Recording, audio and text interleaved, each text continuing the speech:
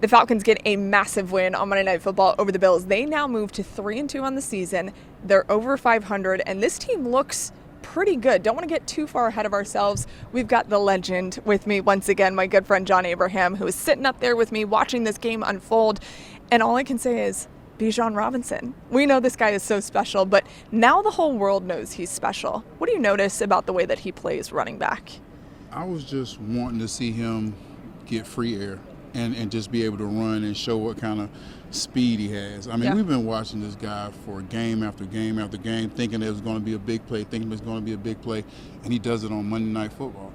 And he does it when their team needed that kind of energy. Fumble the first play of the game, come back and just change the whole game with one run. So I think this is something that me and you have seen, like I said, week in and week out. And we always be like, and we finally get to see him like break one. And then I think it take a lot of stress off of him too. I'm glad that you mentioned the fumble, because a lot of players, that would wreck their night. And he immediately turned it around, and he gets an 81-yard touchdown run, the longest of his career. We're going to see a lot more special things from Bijan Robinson. Let's talk about this Falcons defense, who looks pretty special. They're turning into a much different defense than we have seen in recent years. What have you noticed about the way that they've turned a corner and they're starting to play? Well, Brick is doing a good job of rotating the guys. Even though I don't like it, I would rather us have some like complete starters coming in, but it's been working. And like what I said, the key to the game, for the beginning of the game, I said, look, cage the quarterback and blitz in the middle, and that's what they've been doing.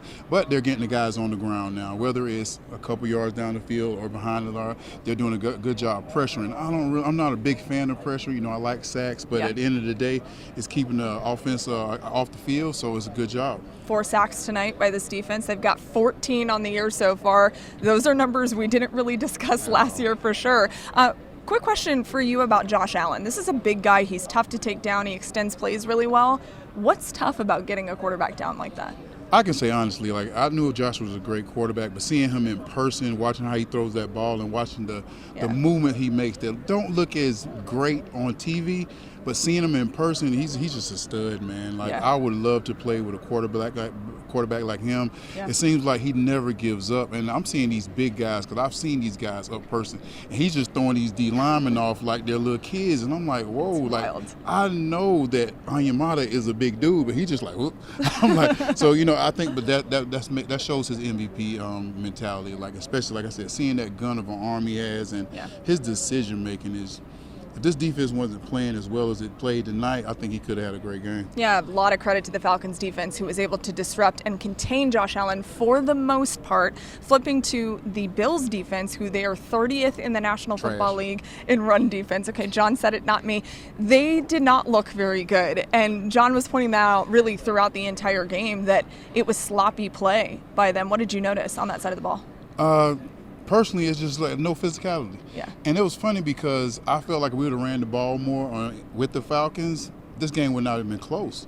Like, you know, I guess they wanted to get Penix in and they wanted to get it 50-50, you know, a couple hundred yards here, a couple hundred yards on the ground. But this defense just had no fire. Even Oliver coming back and you making it very clear that Bijan knocked him on his butt, and you made it look you just couldn't get over that. But that just shows the kind of team and the back end. Even though I know you're coming off injuries and you have a lot of players that are probably playing like out of position or playing different things, but just watching this defense and the mentality, or even the no character, no character at all. What's important for this Falcons team, who turns around now, and they've got another primetime game this Sunday, Sunday Night Football, at the 49ers in California? What's important for them to focus on? I would say the same thing I did in the Carolina game. Get rid of the tape. Don't watch this tape. We're not playing the Buffalo again. We're not worrying about those guys. We've got a whole different scheme. San Francisco is a good team, but also, you know, they have injuries. What can we pick on? What can we knock out? Okay, we know we got to leave Trent Williams alone, but everybody else is gone. Let's go have fun and do stuff like that. But I literally won't even watch this tape. I would literally just move on. I'm like, oh, you know what? That is what it is. We beat the MVP from last year. Let's go and see what we can do in San Francisco. Yeah, the Falcons have said that they are not satisfied with what they've done so far. Remember, another primetime game. You can watch it right here on 11 Alive on Sunday. The Falcons take on the 49ers.